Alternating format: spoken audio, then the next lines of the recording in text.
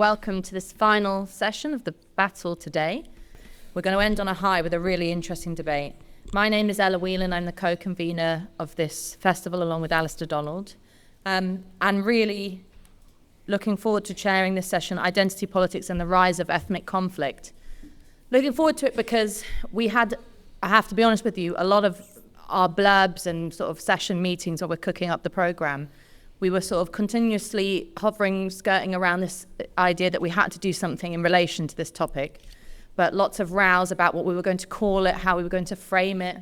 Would it be just a straight-up response to the riots that many of you will have seen play out on social media and on the news, violent riots that took place over the summer, in large part caused by misinformation, but also by remaining tensions around ethnic conflict and identity politics. And we sort of, felt nervous and thought, how are we going to do this properly? And then we thought, let's just do it straight up. Identity politics and ethnic conflict, what's going on? And, one thing there's always been an issue around discussions about multiculturalism or immigration or any of these big thorny topics. But what's new has been there's this, in the last few years, a rise of a white identity politics, of sort of people playing the identity politics at their own game, and the suggestion that not only should there be a black and ethnic minority group, but a white group, and it keeps subdividing and subdividing and subdividing. And it seems to me none of it is helpful, and indeed a lot of it is pretty toxic. So what's going on? What can we do?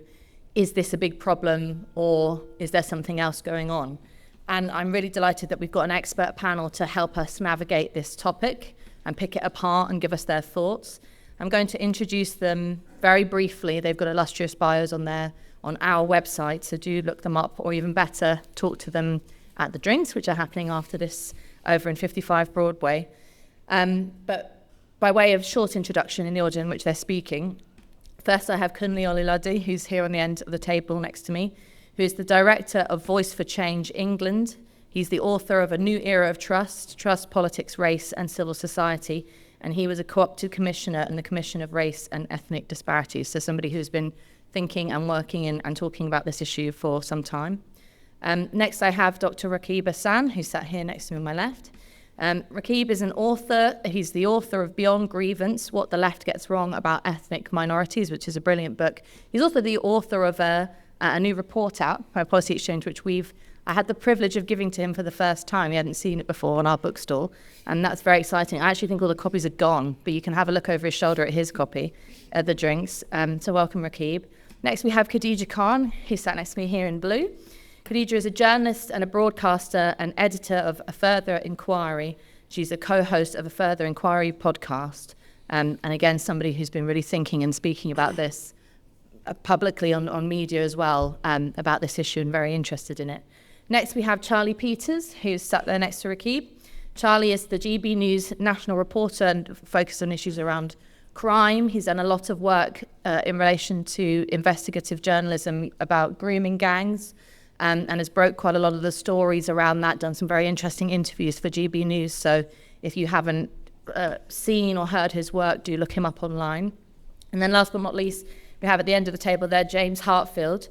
James is a lecturer and an author of too many books for me to read out here, lots of very brilliant books. Probably most pertinently for this discussion is one of his latest, Britain's Empires from 1600 to 2000, in which he really picks apart the discussion around empire and British history and, challenging the whole notion that it's either absolutely wonderful or absolutely hellish. So a really good book to read.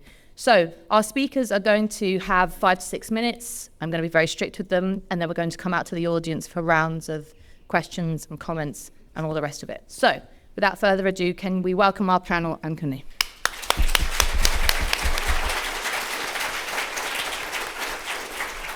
Thank you, and good afternoon, everyone. So I wanted to, just in terms of my introductory remarks, concentrate on 2 areas. The issue of immigration and culture, and the question of the identity obsession. 3 years ago, I remember walking through a shopping centre in South London. I was on my lunch break from work, and I noticed a vicious argument going on between an old man, old white man, and a woman in a hijab. And they were basically going at it hammer and tongs verbally. And I remember thinking, well, the girl was giving back as good as she got. But coming away from it, and I didn't know what the argument was about, there were racial insults traded.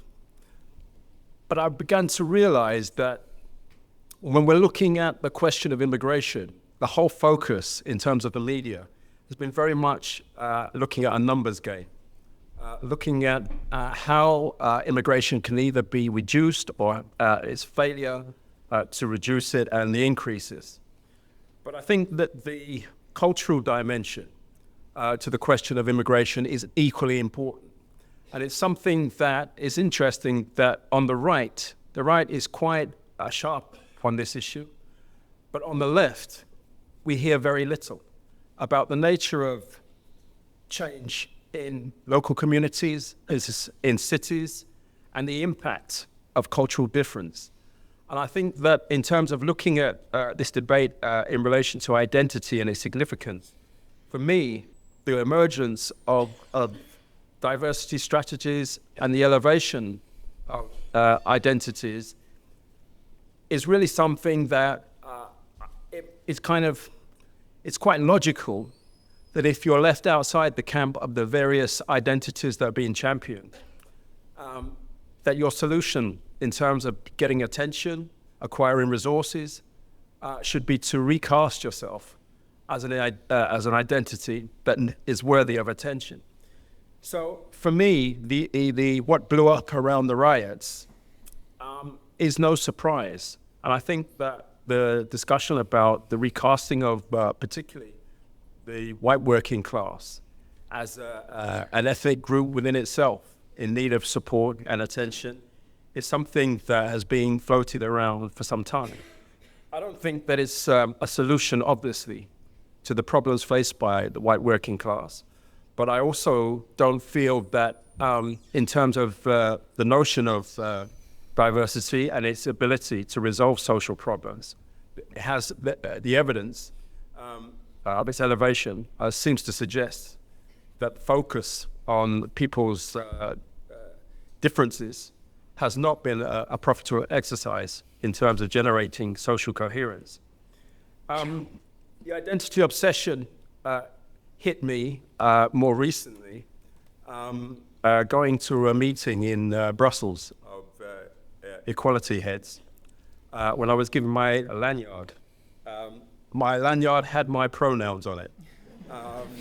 I immediately took a picture and sent it round to several friends who were in a state of shock, asked me if I'd flipped and traded and gone in a different direction.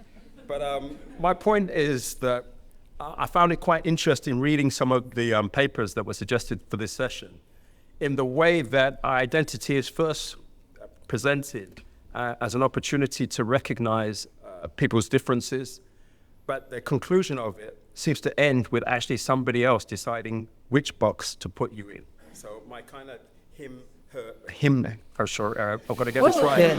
Real revelation. Him lanyard was something that I thought, well, who decided to put me in those categories? I thought this whole thing about pronouns was that you defined yourself.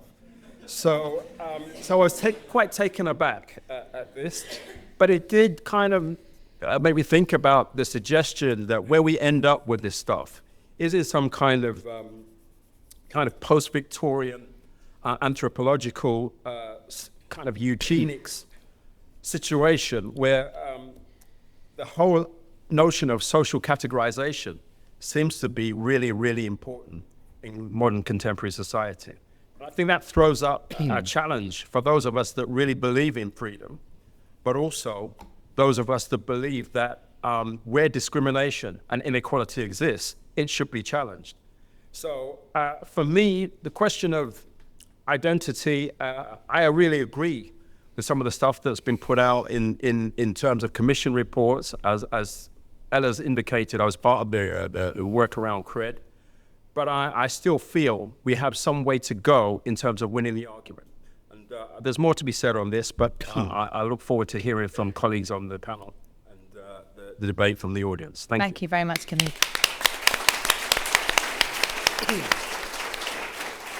Rakeem. Firstly, I'd like to thank everyone for attending this session. Great to see such a fantastic turnout. So for me, in terms of the debate on identity politics and the rise of ethnic conflict, a big finding in my recent report, which was published by Policy Exchange, was the fact that much of the British public is far more likely to think that class, as opposed to racial identity, plays more of an influential role in shaping someone's life chances in modern Britain. And I think that one of the main reasons why identity politics has become not as popular as it is, but rather has such an influence in our own national discourse, I'd say there's two main factors. I think firstly, we have a political establishment which generally leans quite liberal on social issues, but is overall quite socioeconomically privileged compared to much of the general population. And I think in a sense they've used racial identity politics in particular as a way of firstly trying to appear like you're fighting the good fight, that they're rebellious, and also to deflect attention from their own position of socioeconomic advantage. And I think that it's a real shame that you almost have this dynamic here of middle-class insecurity in the British political establishment, where people are insecure in their own position of privilege, and in order to appear rebellious, that they're fighting the good fight from a social justice perspective, they've latched onto racial identitarian causes. Now, of course, this is a problem within the Labour Party, but I'd also make the point there's also elements even of the Conservative Party which are very much indulged in this.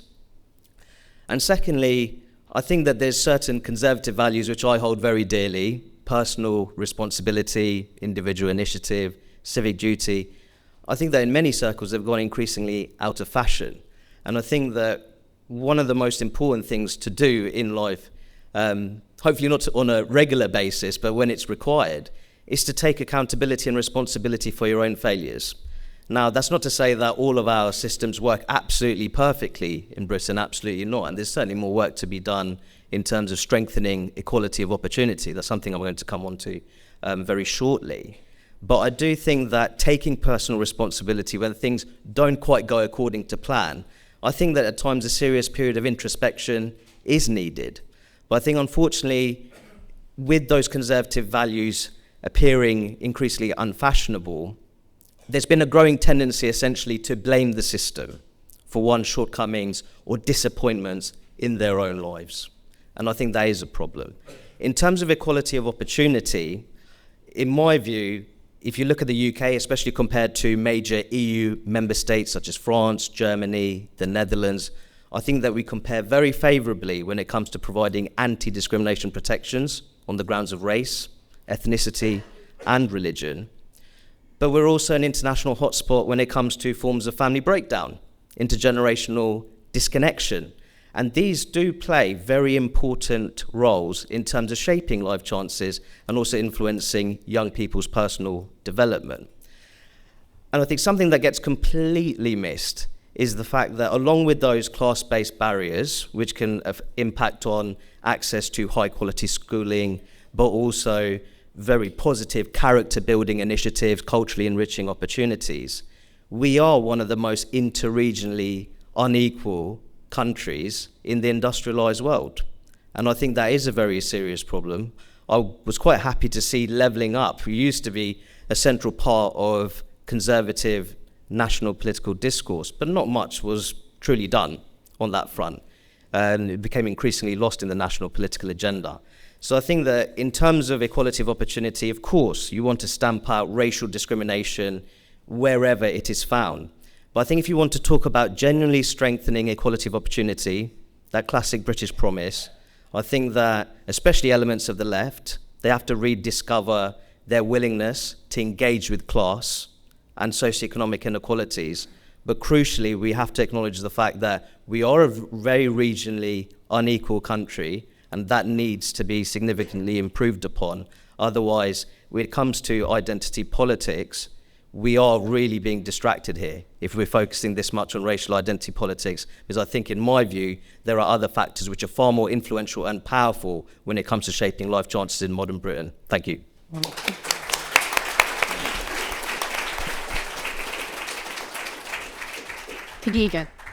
Good afternoon, everyone.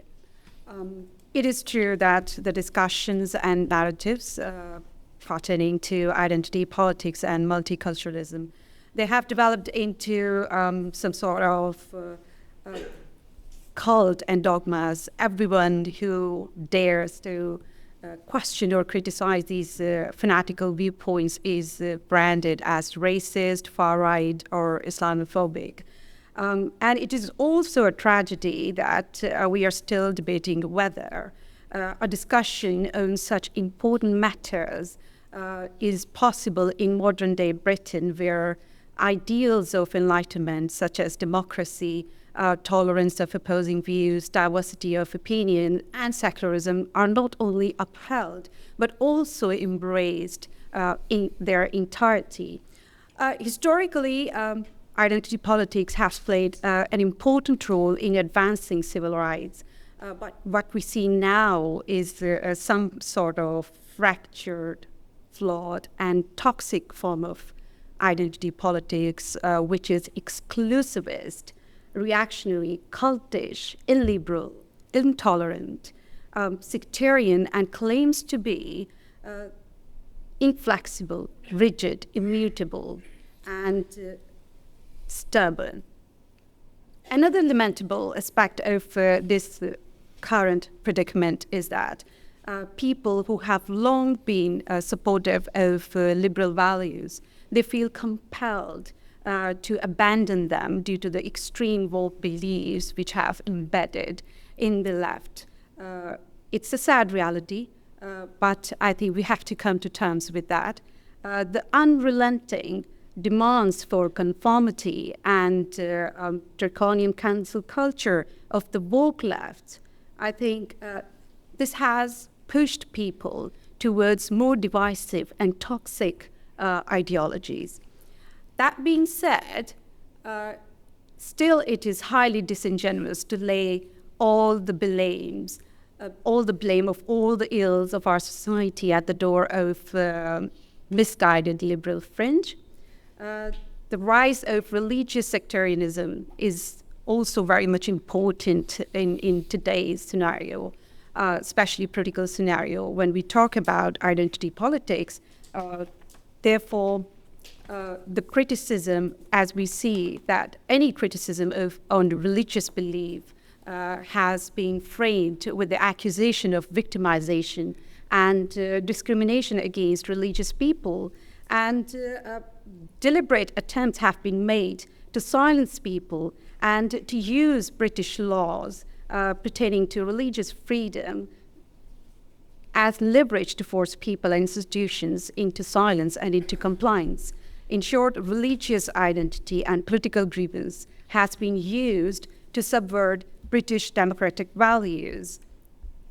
Therefore, I would say it should not come as a surprise when sectarian rebel-rousers, they came out as representative of British ethnic minorities during the election campaign, and we see people how they use their religious identity to sway people's opinion or to control people's opinion in a very manipulative way. They deliberately, these bad faith actors, they deliberately foster antagonism against other individuals and groups who refuse to toe the line. And I think this has encouraged sectarian politics in Britain for all the bad reasons, for all the wrong reasons. And I will also emphasize that what we are facing as a society is a movement of reckoning, because many of us see these problems that, like these conflicts, foreign conflicts, and these problems that have been imported from Indian subcontinent. I think we need to understand one thing, that these issues are not imported or foreign issues anymore.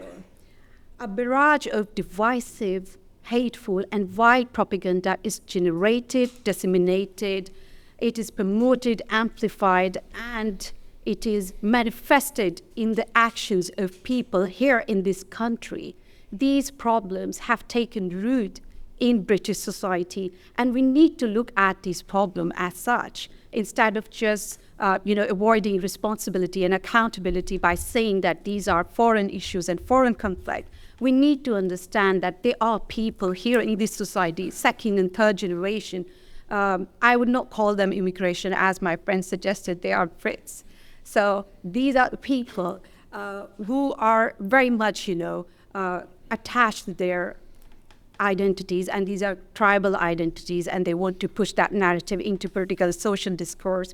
And I would say that despite of this swift justice that we just observed recently, it's very obvious that the lessons have not been learned from the riots in Leeds, clashes in Leicester, and summer riots in August recently. Today, the country is divided along political, ethnic, and religious lines, and it is ironic that the desire to avoid the discussion around such important issues has been euphemized as community relation. That is a tragedy of our time, really.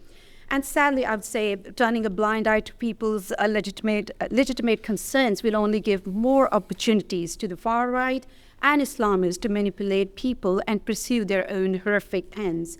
I think it's time to reflect and reaffirm that it is possible to criticize Islam without endorsing prejudice against Muslims, and that it is reasonable to discuss the issues around immigration and integration without being bigoted. It is also necessary to defend secular democratic values by opposing the absolutism of the misguided liberal fringe.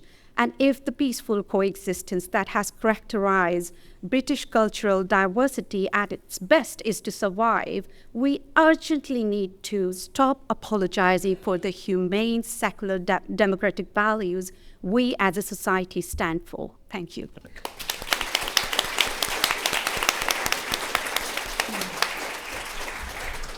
Brilliant. Charlie.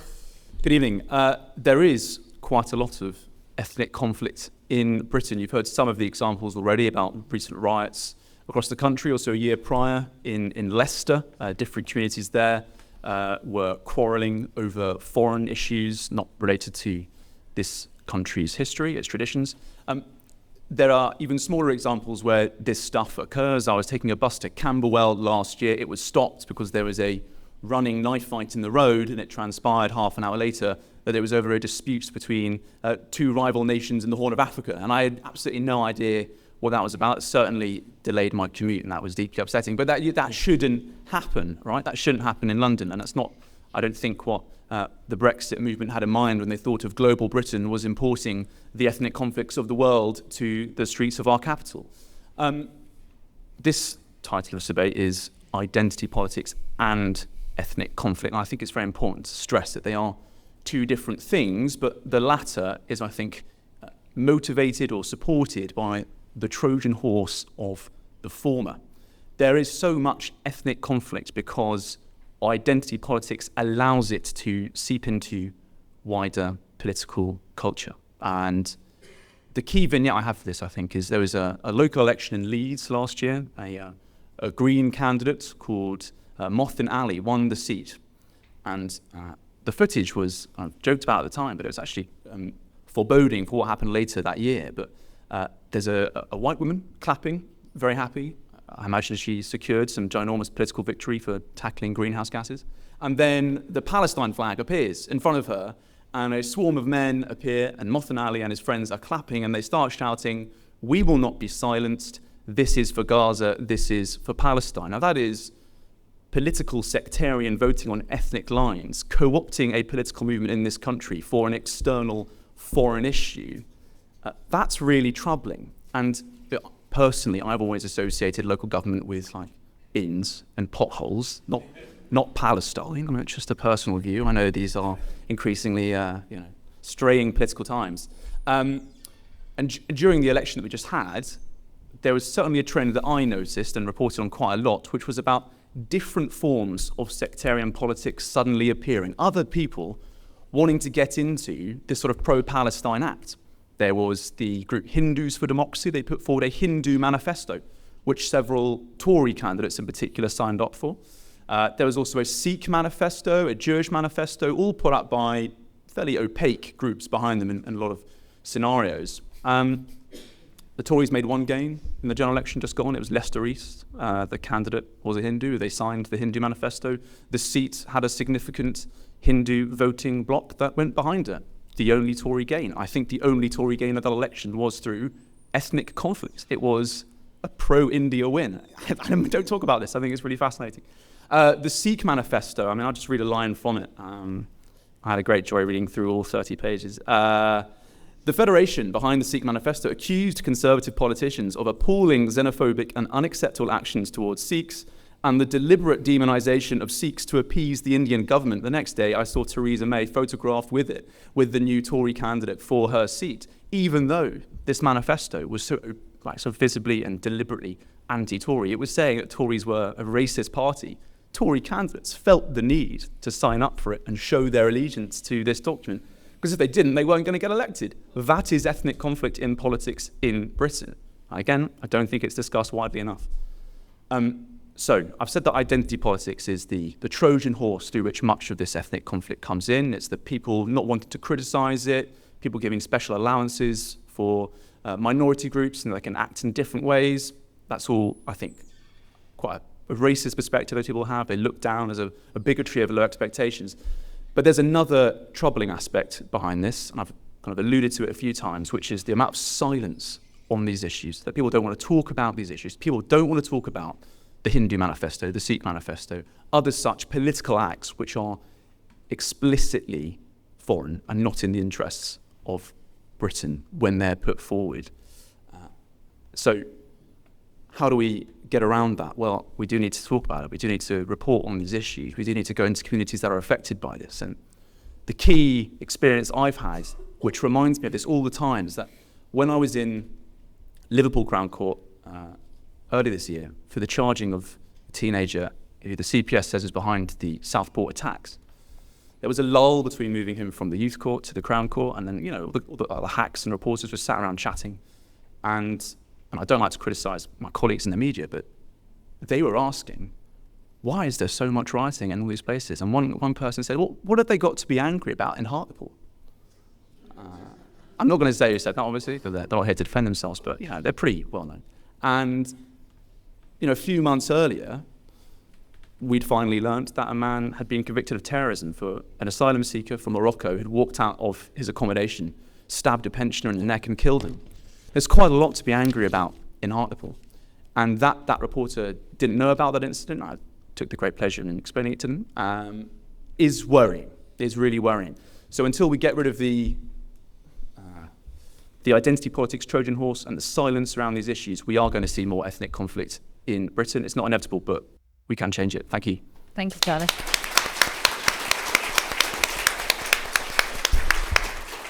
And James. Hi, and thank you. Thank you to my brilliant fellow panelists for such great discussion. On the night, or the second night of the rioting, I was on at Tufnell Park Road and walking towards Archway. And I've dropped into a newsagent because I needed to buy a scrapbook. And the newsagent, who was an Indian guy in origin, and he was saying to me, be careful. He said, walking towards Archway because there's riots.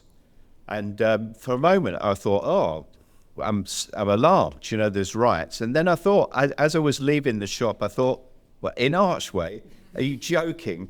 This is like Jeremy Corbyn country. It's like, well, there's a lot of right-wing racists around in Archway. This is fantastical and absurd. And I do remember, it's a terrible prism to see the world through when you're looking through social media, and all you get is more and more alarmist descriptions of all this violence that's going on. And the core of it was a particular document that an organisation called Hope Not Hate reproduced, which they cribbed off some right-wing website, which was a list of centres, immigration centres, And they'd said, there are going to be protests outside these immigration centres, a long list, sort of 40 or so immigration centres. There weren't. There weren't. Somebody said, let's organise a right-wing protest in Brighton. In Brighton, There were 3 guys. They were surrounded by thousands of like LGBTQ activists denouncing them, and 3 kind of angry skinheads looking fiercely at their boots, too scared to go. And I think that it's an important thing to say. There's a factor of opinion polling that if you ask people, do you hate people of different religions, and would you be okay working for somebody who's black, or would you be okay if your aunt married somebody who's of a different religion?